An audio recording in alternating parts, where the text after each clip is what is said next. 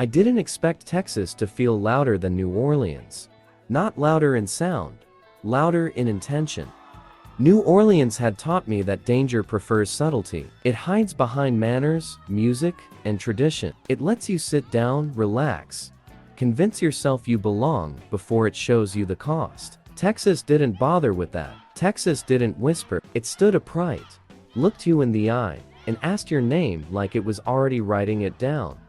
I crossed the state line just before sunset. The sky stretched wide and empty, the kind of sky that makes you feel small even when you're alone. I remember thinking that the land didn't care who passed through it. That thought didn't comfort me, it warned me. I arrived with a single suitcase, a clean shirt folded carefully inside, and the weight of something unfinished sitting just behind my eyes. New Orleans hadn't followed me, but it hadn't let me go either. There are places that don't chase you. They simply wait until you're quiet enough to hear them again. The invitation hadn't come with instructions. No letterhead, no signature, just a location written in neat, deliberate ink. A time, and one sentence that stayed with me the entire drive west, repeating itself every few miles like a toll you couldn't avoid paying. Bring nothing you're afraid to lose. At first, I thought it was bravado, a line meant to intimidate, to separate the hesitant from the reckless. But the closer I got, the more I understood it wasn't a threat. It was a measurement, not of courage but of attachment. The road narrowed as the city fell behind me. Street lights disappeared. Radio stations faded into static. Even the engine sounded different out there, like it knew it was being listened to. I passed long stretches of land that looked empty until I realized they weren't. You don't see Texas watching you. You feel it. When I finally turned onto the gravel road, the dust rose slowly behind the car, hanging in the air longer than it should have. That was the first sign. Places like this don't rush. They let you arrive fully before they decide what to do with you. There was no address, no sign, just a structure sitting low against the land, lights glowing softly, as if they'd been waiting for night to fall before allowing themselves to exist. Cars were already parked outside, dark, clean, expensive. The kind of cars that don't draw attention because they don't need to. Men stood nearby, smoking in silence, not talking, not greeting one another, not watching each other either. They watched the road, the same way someone watches a door they expect to open at the wrong moment. No one asked my name when I walked past them. No one stopped me. That told me everything I needed to know. I hadn't arrived by accident. Inside, the air felt heavier, not with smoke, not with heat, with expectation. The smell wasn't unfamiliar, but it was sharper here. Leather, oil, paper. Money has a smell when there's enough of it, not greed, authority. I realized then that this wasn't an underground room like New Orleans. There was no attempt to hide what this place was. It wasn't illegal because it didn't need to be. It existed in the space where permission replaces secrecy. The room itself was wide and deliberate. The table longer than any I'd seen before, stretching across the floor like it had been built to remind you how far you were willing to go once you sat down. This wasn't a circle. There was no illusion of equality here. It was a line, a ranking, a decision. Seats were already assigned. Mine waited quietly, my name unspoken but understood. When I sat down, the man across from me looked up and smiled, not kindly, not cruelly, but with recognition, as if I'd finally arrived somewhere I'd been expected all along. That was the moment I understood something I wish I hadn't. This wasn't about whether I could play ... It was about whether I could endure. The dealer didn't speak. He didn't have to. The chips placed in front of me made a sound when they touched the felt heavy, final. I didn't count them. I didn't need to. Counting is what you do when the amount still matters. As the first hand was dealt, I felt it clearly, settling into my chest like a second heartbeat. Whatever happened at this table tonight wouldn't stay here. And whatever I won, I wouldn't be able to put it down. I stayed anyway. The place wasn't marked on any map. No sign ... no numbers ... no indication that anyone had ever needed to find it twice. Just a long gravel road cutting through flat land that looked empty until you realized it wasn't. Texas has a way of teaching you that lesson. Space doesn't mean safety. Silence doesn't mean absence. Out there, the land doesn't announce itself. It observes. The road stretched farther than it should have, the headlights carving a narrow tunnel through dust and darkness. Each stone under the tires sounded deliberate, as if the ground itself was counting my arrival. I remember thinking that if I turned around, there would be no proof I'd ever been here. And if I kept going, there would be no proof I'd ever been anywhere else. Cars were already parked when I arrived. That mattered. Not many, just enough. Black, gray, clean in a way that suggested they were cared for, not loved. The kind of cars men drive when they don't need to prove anything. They sat spaced apart, engines still warm, while ticking softly as it cooled. No music, no open doors, no signs of impatience. Men stood outside smoking. They didn't talk. They didn't look at each other. They watched the road. That's how you know a place isn't worried about being found. It's worried about being interrupted. I shut off the engine and stayed inside the car for a moment longer than necessary. Not out of fear, out of instinct. You don't rush into places like this. You let them decide when you're ready. When I finally opened the door, the sound felt louder than it should have, cutting through the quiet like a question no one intended to answer. No one acknowledged me as I walked past them. That wasn't disrespect. It was confirmation. Inside, the air changed immediately. Not smoke, not sweat. Leather, paper, oil. It was subtle, but unmistakable. The smell of things that last. Chairs worn smooth by decades of use. Documents handled carefully, not often. Money that moved through hands without needing to be counted twice. Money has a smell when there's enough of it. Not greed, control. The house itself was larger than it appeared from the outside, but not grand. It didn't try to impress. High ceilings, thick walls, floors that didn't creak because they'd been built to carry weight. Everything felt intentional. Nothing decorative, nothing unnecessary.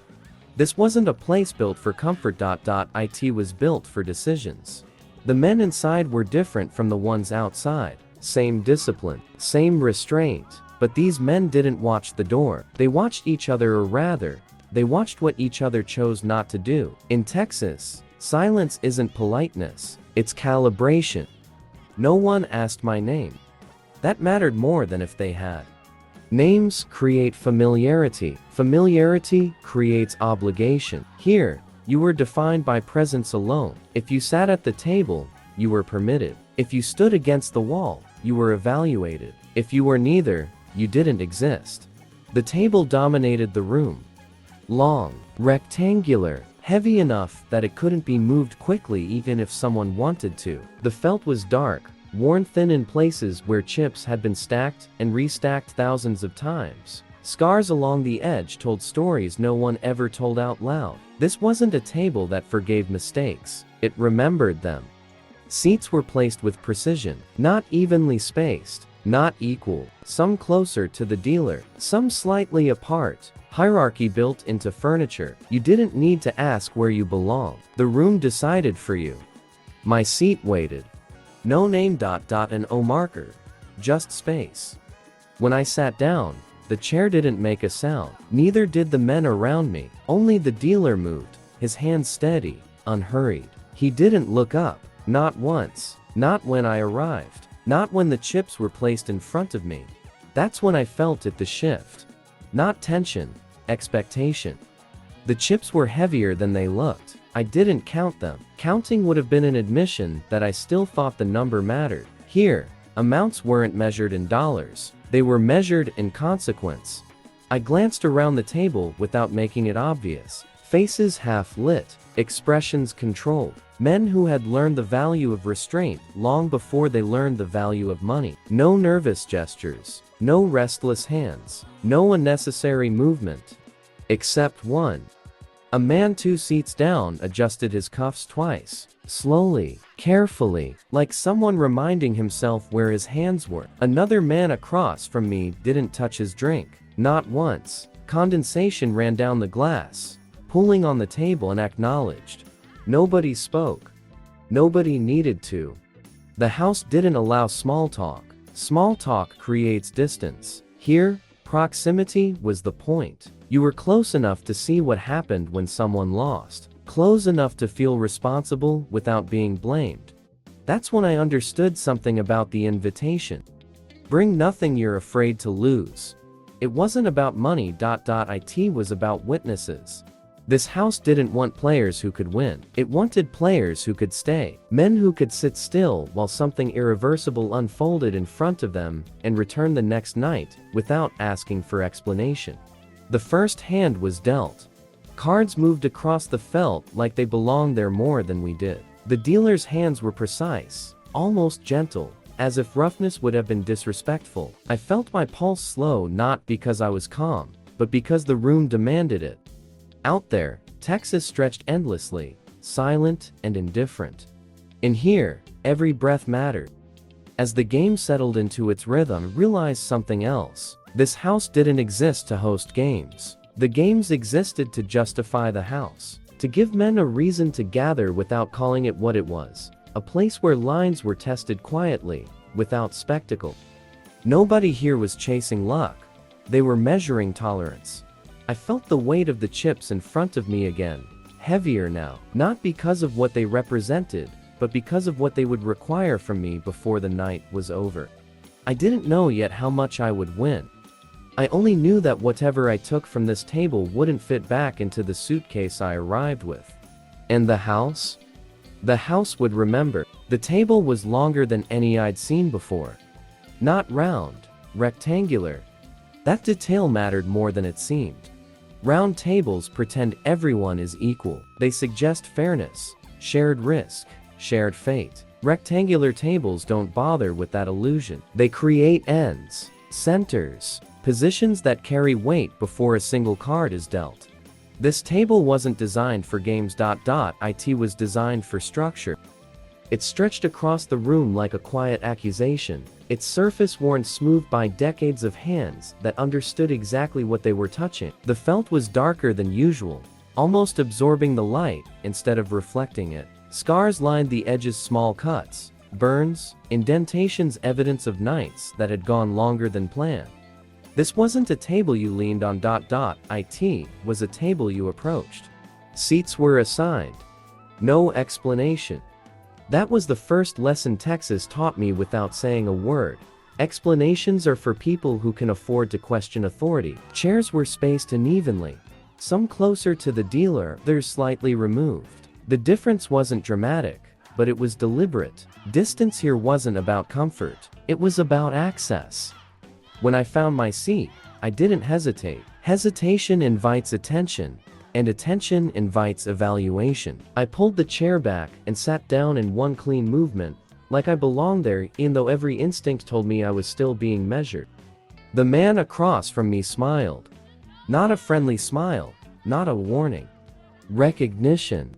The kind of look you give someone when you've heard their name spoken quietly, in rooms they've never entered. His eyes didn't linger on my face. They dropped briefly to my hands, then returned to mine. Like he'd been expecting me longer than I'd been alive. That unsettled me more than hostility would have. The dealer didn't speak. He didn't need to.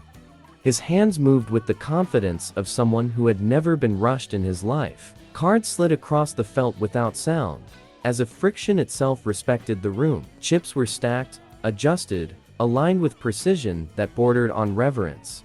When the first stack was placed in front of me, I felt it immediately. Weight. Not metaphorical, physical. The chips were heavier than they should have been, thick and cool against my fingers when I rested my hand beside them. They weren't flashy. No bright colors, no logos, just substance, density, finality. I didn't count them. I already knew. Counting would have been pointless. The number wasn't the point. The point was that this table didn't start small. It didn't warm you up. It didn't invite you to test the water. You were either ready to drown or smart enough not to pretend you could swim. The man to my left adjusted his posture slightly, aligning himself with the edge of the table. Across from him, another man loosened his tie, not out of discomfort, but ritual. These weren't tells. They were habits formed over years of sitting in rooms where habits were safer than improvisation. Nobody spoke. The silence wasn't tense. It was discipline. Outside, the house sat in the middle of nothing, surrounded by land that stretched so far it erased perspective. Inside, everything was compressed. Intentions pressed close. Eyes tracked movements that didn't exist yet. The first hand unfolded slowly. Too slowly. Every motion felt exaggerated, like the room itself was dragging time out, forcing us to feel each second pass. Cards lifted, chips moved, decisions made without hesitation. I folded. Not because my hand was weak, but because this table punished impatience more than fear. As the game continued, I began to understand the hierarchy. It wasn't based on money. Everyone here had enough. It wasn't based on skill. That revealed itself too quickly. It was based on tolerance. Who could sit through long stretches of nothing without filling the silence? Who could lose without reacting? Who could win without acknowledging it? Every small response or lack of one was logged somewhere unseen. The man across from me didn't look at his cards right away. He let them sit, untouched, as if the outcome was already decided. When he finally glanced down, it was brief, almost dismissive. He raised the bet without changing his expression. No one challenged him. That told me everything. This wasn't a game of confrontation. It was a game of permission. Certain men were allowed to take space. Others were expected to adjust around it. The table enforced this quietly, relentlessly. I won my first pot without meaning to. A small one, unremarkable. The chips slid toward me, and I added them to my stack without comment. No smile, no relief, nothing. Celebration here would have been seen as insecurity. Still, I felt it. The stack in front of me was growing. Not fast, but steadily. And with each addition, the weight increased not just on the table, but in my chest. I began to notice how my chair felt slightly farther from the dealer than some. Not enough to complain, enough to remind me where I stood, or where I was allowed to stand for now. As the hours passed, the room grew warmer, but no one acknowledged it. Jackets stayed on. Drinks remained mostly untouched. Sweat was tolerated, but indulgence wasn't. This was Texas money, quiet, controlled, allergic to spectacle. I realized then why the table was so big. It wasn't built to bring people together. It was built to keep them apart. Distance created observation. Observation created leverage. The farther the table stretched, the more space there was to watch reactions unfold in isolation. You could lose a fortune here without anyone leaning close enough to offer sympathy or help. The man across from me met my eyes again during a hand I shouldn't have stayed in.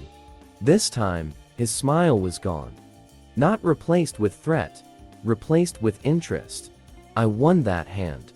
A larger one. The chips made a different sound when they joined my stack, a heavier, duller sound. The kind that doesn't echo. The kind that settles. I felt something shift then, subtle, but real. A recalibration. A few glances lasted a fraction longer. The dealer paused before dealing the next card, just long enough to let the moment register. I understood what was happening. This table wasn't measuring how much I could win. It was measuring how much I could carry. Physically, emotionally, morally.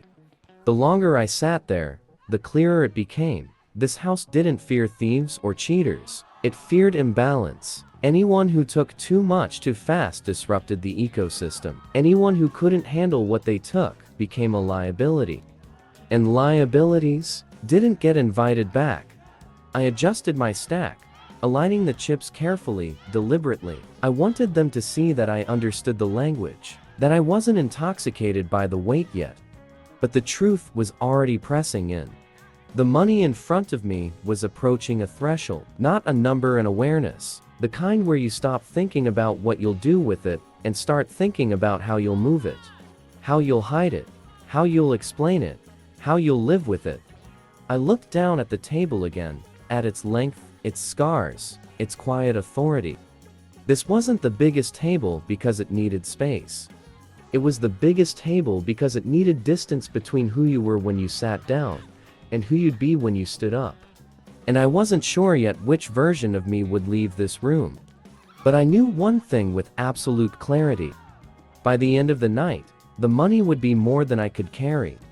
And that's when the real game would begin. I won the first hand. It wasn't dramatic and all in moment and sharp intake of breath around the table.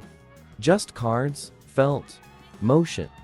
The dealer slid the pot toward me with the same mechanical grace he'd used to place the cards. The chips made a soft, dry sound as they joined my stack. Not heavy, not light, just correct. No one looked up. I waited for something. A twitch, a tightening of the jaw, a shift in posture, the small human reactions that usually follow loss. But the men around the table remained exactly as they were. Shoulders square, hands still, faces composed in a way that suggested they weren't suppressing emotion. They simply didn't have any. That's when I understood the first rule of this place. Winning here wasn't impressive. It was assumed. The second hand came quickly. Too quickly. The dealer didn't pause between rounds. There was no rhythm meant to build suspense. No theatrical gap to let tension breathe. Cards appeared. Bets followed. Decisions were made with an efficiency that bordered on indifference. I won again. This time, the pot was larger, noticeably so, enough that in any other room, someone would have leaned back, smiled, shifted in their chair like gravity had changed slightly in their favor. Here, nothing moved. The chips slid toward me like they were returning home. That's when the silence started to feel heavy, not empty, but deliberate, like the absence of sound was part of the structure, the same way the long table was. The assigned seats were. The way nobody spoke unless absolutely necessary. I became aware of my breathing. Too loud. I slowed it down. The third hand arrived. By now, my instincts were fully awake, not sharp, not excited, but alert in a colder way. I could feel patterns forming, not in the cards, but in the room. The way certain men bet without hesitation. The way others never raised unless someone else had already committed. I won again. Still no reaction. Not even from the man across from me, the one who'd smiled earlier with that unsettling sense of recognition. He simply nodded once, almost imperceptibly, as if confirming something to himself. Not about the hand. About me. That's when something strange happened. I realized I hadn't counted the money. Not consciously. In New Orleans, every win had felt sharp, defined. Each chip meant something. A night of safety, a week of breathing room, proof that I'd survived another round without being swallowed. Here, the numbers blurred. The stack in front of me grew, but it didn't register as value. It registered as presence, weight, permission.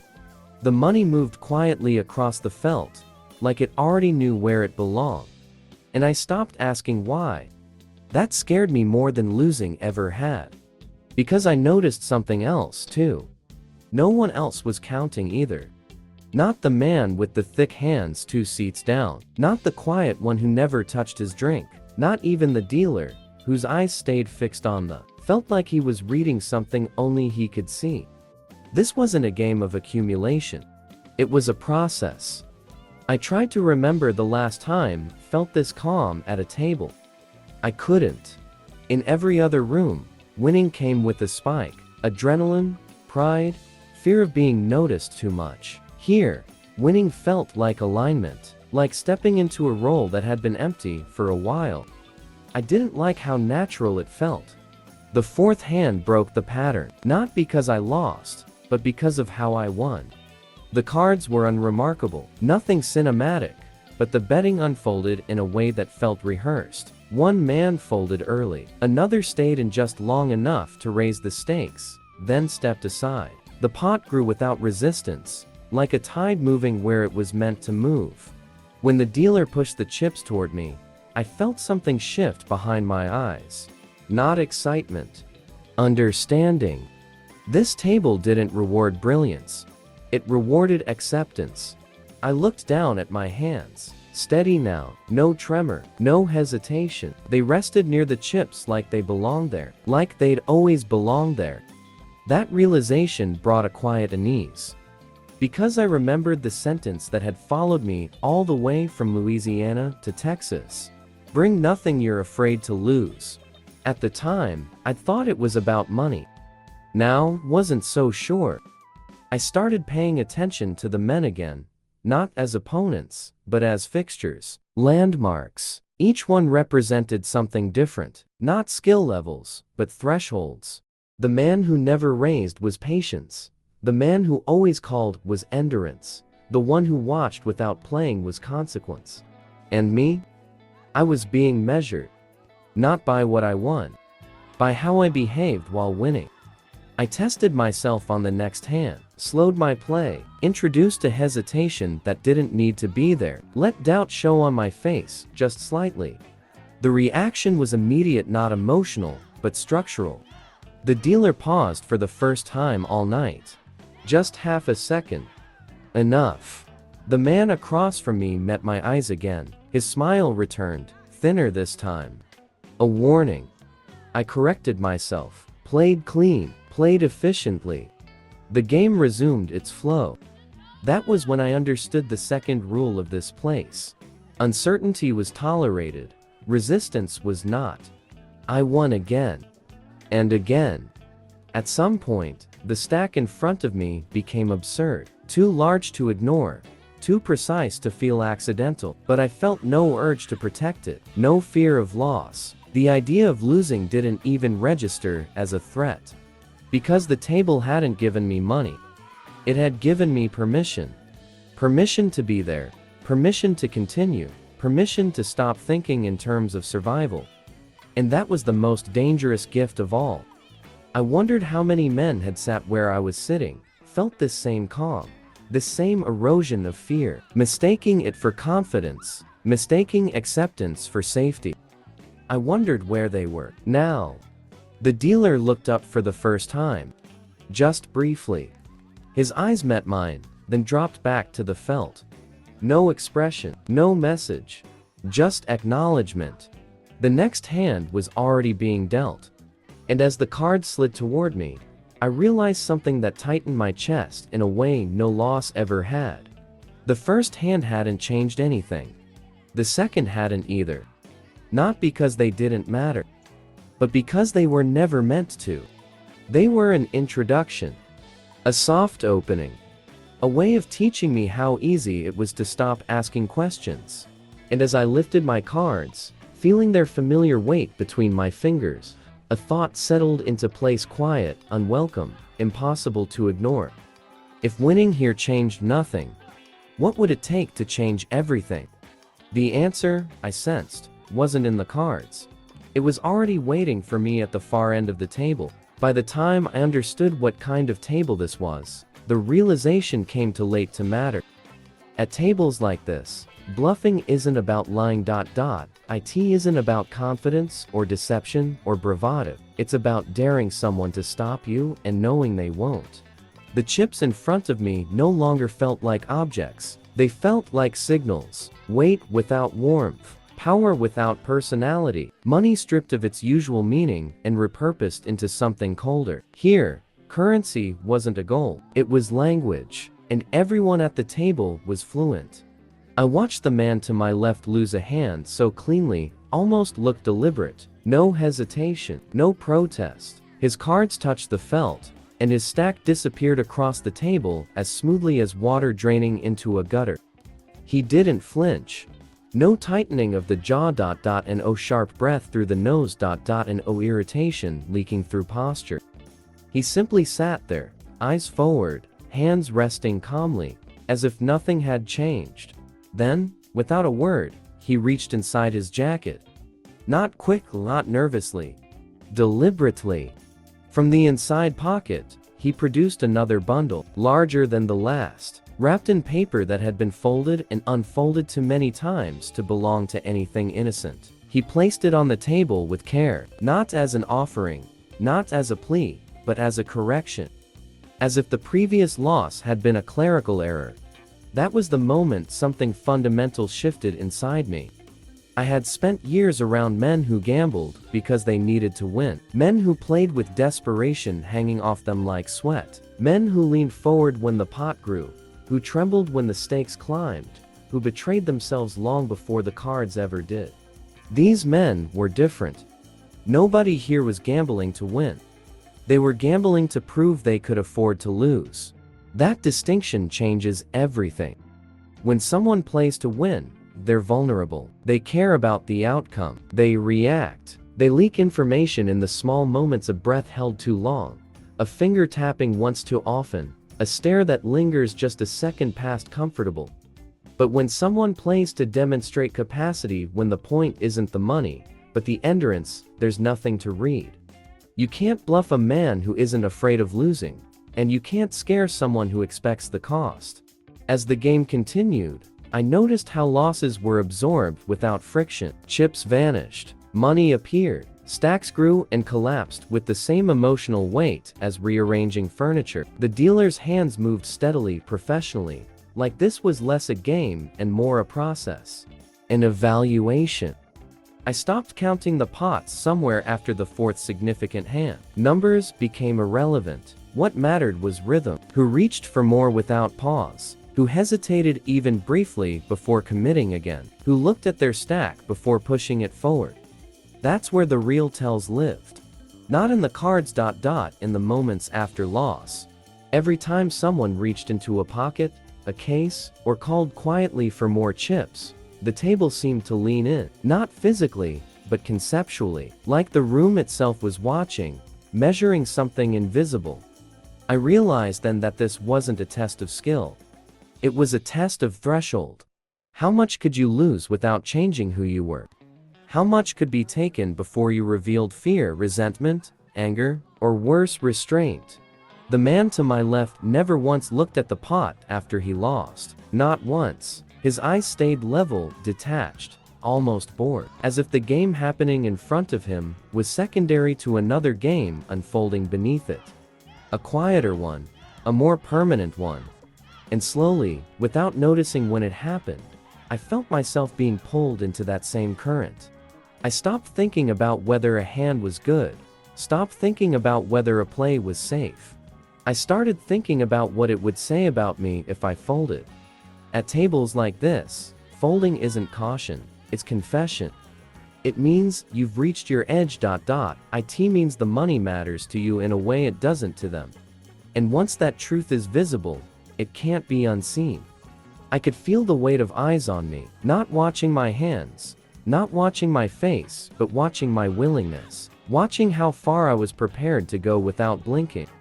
This wasn't Texas bravado, it wasn't loud, it wasn't aggressive. It was quieter than that. More dangerous. The kind of confidence that doesn't need to announce itself, because it already owns the room. And that's when I understood something that unsettled me more than any threat ever could. If I kept winning, they wouldn't respect me. If I lost and stayed calm, they would. The game wasn't asking who was smartest. It was asking who belonged. And I wasn't sure yet what my answer would cost, only that the next moment would demand one. Because at tables like this, the money doesn't test your skill. It tests your permission to stay. And soon, I would learn what happens when that permission is taken for granted. Halfway through the night, I stood to stretch. It wasn't planned. It wasn't strategic. My body moved before my mind gave it permission. The chair creaked softly beneath me, just enough sound to feel louder than it should have. The room didn't react, but I felt the air shift anyway. Not because I had interrupted the game, but because I had reminded everyone that I was still human. That's when I felt it. The weight in my pockets. Not loose change. Not paper. Chips. Too many. For a brief second, the sensation confused me. My mind searched backward, replaying hands, stacks, movements across the felt. I hadn't been counting. None of us had. That was part of the design. The realization didn't come with excitement or relief. It came with disorientation. Like waking up in a place you don't remember falling asleep. I reached instinctively toward my jacket, just to confirm what my body already knew. The weight was real, solid, dense. It pressed against my hip in a way that felt unfamiliar, almost intrusive. That's when I understood something quietly terrifying. I hadn't noticed myself winning. Not in the way a gambler notices. Not with anticipation or adrenaline or greed. It had happened gradually, silently, so smoothly that it never triggered celebration, only accumulation. That's when the man at the head of the table looked at me. He hadn't been watching my cards. He hadn't been watching my hands. He had been watching my comfort. His eyes met mine without aggression, without curiosity. They didn't ask a question. They delivered an assessment. The kind a man makes after he's seen enough to stop pretending he needs more information. "You're doing well," he said. The words were calm, measured, even polite. But they landed heavy. It wasn't praise. It was a warning. Because at this table, doing well wasn't impressive. It was suspicious. The room didn't pause. Cards continued to move. Chips shifted softly. The dealer didn't look up. But something inside the structure had adjusted like a weight redistributed across beams you didn't know were load-bearing. I sat back down slowly. Not because I was tired, because I understood something had just changed. Up until that moment, I had been an observer who happened to be participating, a variable, an experiment allowed to run. But now, I felt it, the subtle recalibration. I was no longer invisible. The realization didn't make me proud. It made me careful. Because the danger at tables like this isn't losing money. It's standing out for the wrong reason, winning too cleanly, sitting too comfortably, carrying weight without showing strain. Men who belong here don't celebrate success. They absorb it. And I realized, with the tightening in my chest, that I had begun to do the same. I replayed the night in my head, searching for the moment where the shift had happened. The hand where I should have hesitated but didn't. The pot I pushed into without second guessing. The loss that didn't bother me, not because it was small, but because it didn't matter. That was the moment. When money stopped mattering. That's when you change. I glanced around the table, seeing the players differently now. Not as opponents, not even as participants, but as landmarks. Fixed points in a system designed to measure endurance. The man to my left, still calm, still losing and replenishing without reaction. The dealer mechanical, indifferent, untouchable. The man across from me, eyes steady, posture relaxed, as if the table belonged to him whether he won or lost. And at the head, the one who had spoken. He wasn't the richest man in the room. He wasn't the loudest. He wasn't even the most involved. But everything passed through him. Approval, tolerance, continuation. That's when I realized the real metric wasn't money. It was permission. Who was allowed to keep sitting? Who was allowed to keep returning? Who was allowed to stop pretending this was a game? And somewhere along the way, without being asked, I had been measured and not dismissed. That thought should have felt like validation. Instead, it felt like exposure. Because when someone notices you at a table like this, it means you've crossed from participant to subject. You're no longer being tested passively. You're being observed deliberately. I felt the weight in my pockets again, heavier now, not because it had increased, but because I understood what it represented. Expectation. A man with nothing to lose can be dangerous, but a man with something to prove? That's unpredictable. The next hand was dealt, and I realized my breathing had changed. Slower, deeper, controlled. I wasn't nervous, but I was alert in a way I hadn't been before. This wasn't about winning anymore. It was about whether I could carry what I had already taken without flinching. I caught myself wondering something I hadn't before. What happens if I keep winning? Not in money, in standing. What happens when someone decides I've been here long enough to matter? Because at tables like this, attention isn't a compliment. It's a countdown. And as the cards touched the felt again, I knew with unsettling clarity. The night wasn't even halfway over. And I had already been seen. By dawn, the stacks in front of me had grown obscene. Not impressive, not beautiful. Obscene. They rose in uneven towers, thick and heavy, pressing outward like they were trying to occupy more space than the table had intended for them. The felt beneath them was no longer visible. It was buried, claimed. I stared at the chips for longer than I should have. Not because I was counting, but because my mind was struggling to assign meaning to what I was seeing. This wasn't wealth. Wealth feels light, abstract, distant. This felt dense, physical. Like something that could bruise you if it fell the wrong way. The room hadn't changed much overnight. Same walls, same lamps, same quiet breathing of men who didn't need sleep as badly as they needed control. But something in the air had thickened. Dawn light leaked in through a narrow window I hadn't noticed before. Pale and gray, touching the edge of the table it didn't belong. Outside, birds were waking up. Inside, nobody had gone to sleep. That's when it occurred to me this game wasn't meant to end at a reasonable hour. It ended when someone couldn't continue. Not because they were tired, but because they were finished. I shifted in my chair, and the sound of chips moving inside my jacket followed me. That sound was new. Unavoidable.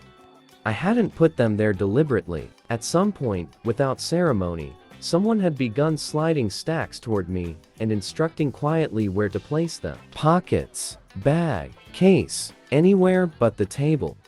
The table had rules. What came off? It did not. That's when the dealer finally spoke.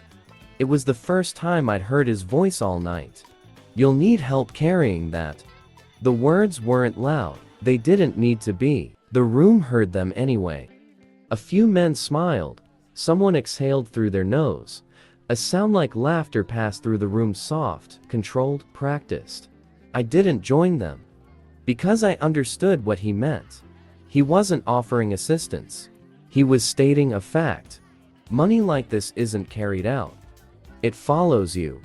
I looked down at the stacks again, and for the first time since I'd sat at that table, I felt something close to panic, not sharp or explosive, but cold and spreading. The kind that settles in your spine and stays there.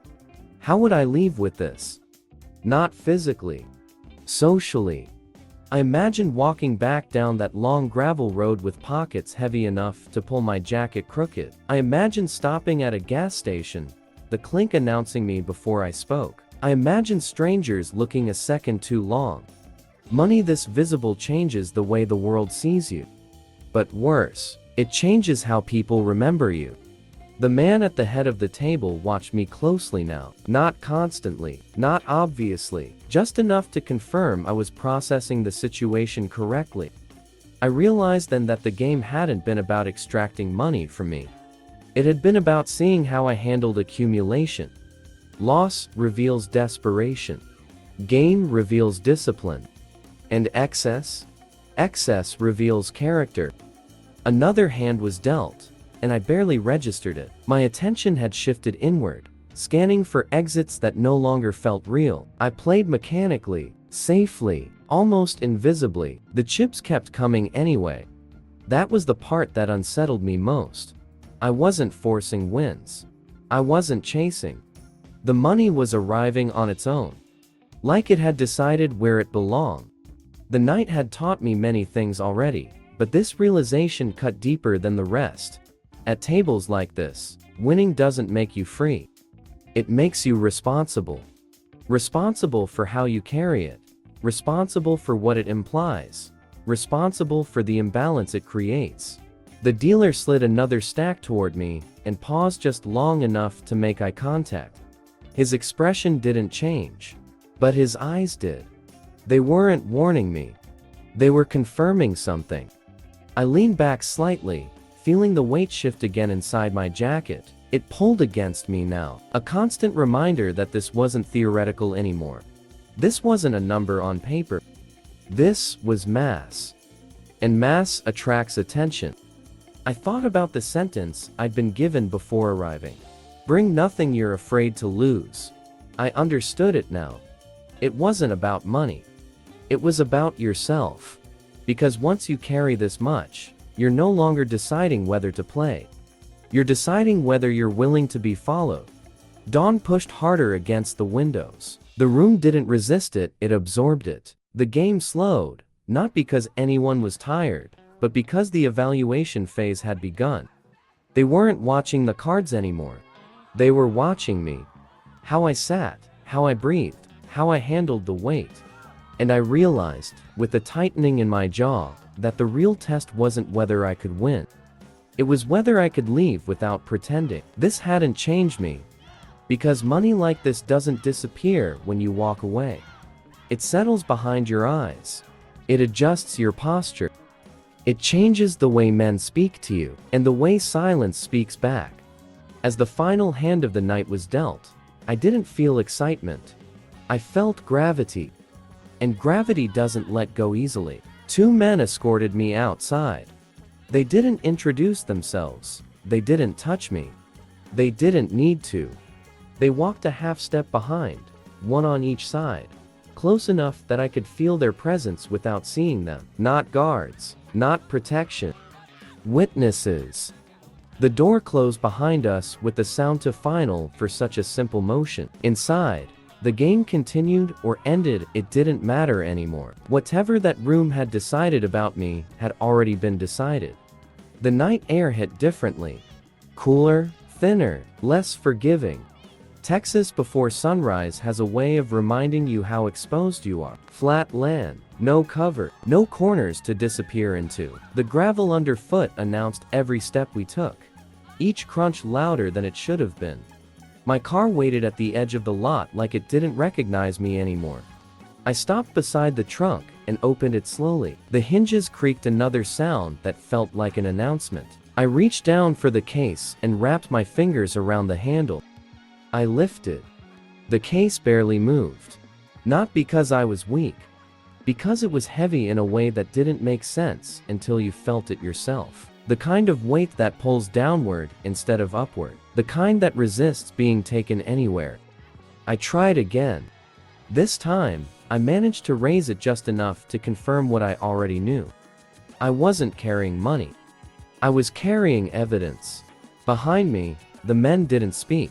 They didn't react. They just watched. That was the point. Watching was their role. Remembering was their job. I adjusted my grip, planted my feet, and lifted again. Slower, controlled. The case came up inch by inch, my shoulder tightening, my breath shortening. I could feel my pulse in my jaw. That's when one of them leaned in. Not aggressively, not threateningly. Close enough that I could smell his cologne, something expensive and deliberate. "Careful who sees you leave like this," he whispered. He didn't say it as advice. He said it as context. That's when fear finally caught up with me. Not fear of losing. That had passed hours ago. This was different. This was fear of being seen as someone who had won. Because in places like this, loss is private. Winning is public. I slid the case into the trunk and closed it carefully, as if sudden movement might attract attention from the dark itself. The sound of the latch clicking shut felt louder than gunfire. For the first time that night, I looked around the property. The gravel road stretched out ahead of me, long, straight, exposed. No lights, no signs, just open land and distance. Somewhere out there, morning was starting. Somewhere else, people were waking up to normal lives. I wasn't going back to one of those. I could feel it. One of the men stepped forward, just enough to catch my eye. His expression was neutral, but his posture told me everything. This wasn't over. It had barely begun. "You drove alone," he said. It wasn't a question. "Yes," I replied. He nodded once, like he'd expected that answer. "Good," he said. "Less confusion later." Later. That word stayed with me as I got into the car, as I adjusted the seat, as I started the engine and felt the vibration travel up through the floor, into my legs, into my spine. The headlights cut through the darkness, revealing nothing comforting. I pulled away slowly, painfully aware of the weight behind me, not just in the trunk, but in the eyes that followed me until the road swallowed the property whole. The mirrors showed nothing. That didn't mean I was alone. As the gravel turned to pavement and the land opened wide, I noticed something else. My driving had changed. Careful, measured, contained. I wasn't afraid of crashing. I was afraid of arriving. Because arriving meant being seen again. Money like that doesn't let you blend in. It sharpens your outline. It gives your silhouette definition. It tells the world you are either important or vulnerable. And sometimes both. The sun began to rise behind me, casting long shadows ahead. I kept my eyes on the road, but my thoughts stayed in that parking lot, in the way those men had watched, in the way no one had offered help. Help creates obligation. Witnesses create memory. I understood now what the dealer had meant. Money like this isn't carried out. It follows you. It waits for moments like this, quiet ones when there's nothing left to distract you from what you've become. As the miles passed, I realized something unsettling. I wasn't thinking about what I would do with the money. I was thinking about who would come asking about it. Because winning at that table hadn't made me rich. It had made me visible. And visibility is the most expensive thing a man can carry. I pulled over miles later. Not because I planned to, not because the car needed it. Because my hands did. The highway stretched endlessly in both directions, empty, indifferent, uninterested in what I carried. The engine ticked softly as it cooled. The sound sharp in the quiet. No other cars passed. No lights followed me. For the first time since leaving that house, I was alone. I stepped out and walked to the trunk slowly. I was approaching something fragile. The gravel shoulder crunched beneath my shoes, loud in the stillness. I opened the trunk and stared down at the case for a long moment before touching it. I didn't want to open it, because opening it would make everything real. But that's the thing about weight, it demands acknowledgement. I lifted the case and set it on the ground. Even there, even supported, it looked wrong. Too solid, too final. I knelt and unclasped it carefully, each click sounding deliberate, ceremonial. The lid came up. Stacks upon stacks. Neatly banded, perfectly aligned. More money than I had ever imagined touching, not seeing.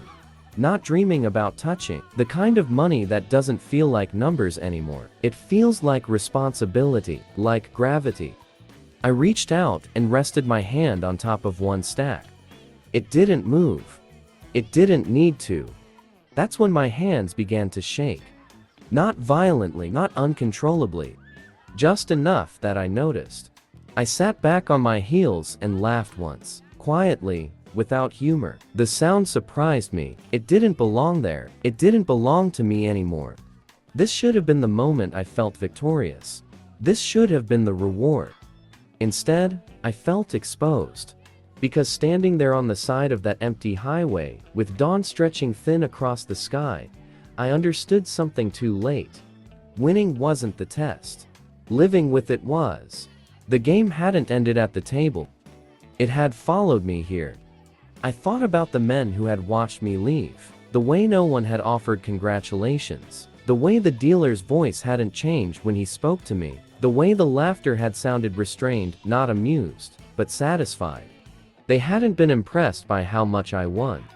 They had been watching to see if I'd realize what it meant. Money like this doesn't ask what you want to do with it. It asks what you're willing to become. I closed the case and leaned back against the car, staring down the highway. The road didn't offer direction. It offered continuation, forward motion without promise. That's when it hit me, not all at once, but steadily. I couldn't give this back. I couldn't pretend it hadn't happened. And I couldn't carry it quietly. This wasn't freedom. This was entry. Somewhere, someone knew exactly how much I was carrying. Somewhere, someone was already adjusting their expectations of me. Somewhere, a door had opened that didn't close again just because you kept driving. I started the car and pulled back onto the highway. The road accepted me without question. But I knew better. Now, the real game had just begun. And this time, the stakes weren't on the table. They were in the distance ahead, waiting. Texas didn't ask if I could sit at the table. That part had already been decided long before I crossed the state line. Texas asked something quieter, something heavier. It asked if I could walk away carrying what I'd taken and still sleep. I drove until the sun burned the horizon clean. Not rose-colored, not hopeful. Clean. Like it was erasing something. The road stretched wide and flat, indifferent to the weight in the trunk and the thoughts in my head. Texas has a way of doing that, making you feel small without ever closing in on you. No mountains, no walls, just space. And silence. I kept the radio off, not out of discipline, out of instinct. Noise felt disrespectful, like talking during a confession. Every mile put more distance between me and that house, but none of it made the weight feel lighter. If anything, it settled deeper, not in the trunk, in me. I started noticing things I hadn't before. How every gas station attendant looked just a second longer. How every car that passed felt closer than it should. How my hands adjusted on the steering wheel whenever I thought about stopping. The money wasn't doing anything. That was the problem. It just existed. Waiting. I realized then that real money doesn't rush you. It doesn't tempt you loudly. It doesn't scream for attention like desperation does. It watches. It waits to see what kind of person you'll become around it. Somewhere past a faded sign and a town that looked like it had forgotten its own name, I pulled over again. Not because I needed to check the case. I already knew what was inside. I needed to check myself. I stepped out into the heat. Texas heat isn't aggressive. It's patient. It wraps around you and stays. The air smelled like dust and oil and sun-baked earth. Honest smells. Unromantic. I leaned against the car and closed my eyes. For the first time since New Orleans, I asked myself the question nobody else had bothered to ask me. Why me? Not in a grateful way. Not in a proud way. In a careful way. I thought back to the table, the silence, the way nobody explained the rules, the way nobody reacted when I won, the way the man at the head of the table looked at me, not impressed, not threatened, evaluating. I hadn't been invited because I was lucky. I had been invited because I was quiet. Because I didn't celebrate, because I didn't ask questions, because I didn't look around to see who was watching. Texas didn't care if I could win. It cared if I could carry. And that's when the realization settled fully, completely, without drama. I hadn't won money. I had accepted responsibility. Responsibility doesn't come with applause. It comes with expectation. Someone expected me to move differently now, to choose differently, to respond differently when certain doors opened or closed. This wasn't about spending. It was about alignment. I thought about sleep. Not rest, sleep. The kind that comes when nothing is chasing you, when no one is waiting for you to make a call, when tomorrow doesn't already belong to someone else. Would I still have that? Or had I traded it at the table without noticing? I got back in the car and kept driving. The sun climbed higher, flattening shadows, exposing everything. Texas light is unforgiving. It shows you exactly where you are. And I knew where I was. Now. Between worlds. Too involved to go back. Not powerful enough to control what came next. That's the space where most mistakes are made. I passed towns that looked like they had rules everyone understood, but never wrote down. Places where people knew each other's business without talking about it. Places where money wasn't discussed, but respected or feared. I wondered how many men like me had passed through like this. Men who didn't brag. Men who didn't run. Men who learned to late that silence is also a language. By the time the sun was overhead, I stopped thinking about what I could buy. I started thinking about what I could be asked to do. That's when the road stopped feeling open. It started feeling directed. Every mile forward felt less like freedom and more like confirmation, like I was answering a question just by continuing. Yes, I can carry this. Yes, I won't drop it. Yes, I understand what it costs. The scariest part wasn't fear. It was clarity. Because clarity removes excuses. And somewhere deep down, I knew this wasn't the last stretch of road I'd travel like this. It was the first, that the money wasn't the end of the story. It was the introduction. Texas hadn't tested my luck. It had tested my character. And I had passed not because I was strong, but because I didn't turn around. Yet, people think the danger is in losing everything. They imagine ruin as empty pockets, broken pride, a long fall into nothing. They picture the moment the cards turn cold, the chips disappear, the lights go out. They're wrong. Losing everything is loud. It comes with witnesses, with explanations, with sympathy. The real danger is quieter. The real danger is winning something you can't put down. Something that doesn't leave your hands even when you try to let go. Something that follows you into rooms you used to enter freely. Something that introduces you before you speak. Because once you win something like that, you don't get to be anonymous anymore. I didn't understand this right away, not on the drive out of Texas, not even as the miles stacked up and the landscape changed. At first, I thought the weight was physical, the case, the money, the responsibility of protecting it. But weight like that doesn't stay in one place. It spreads.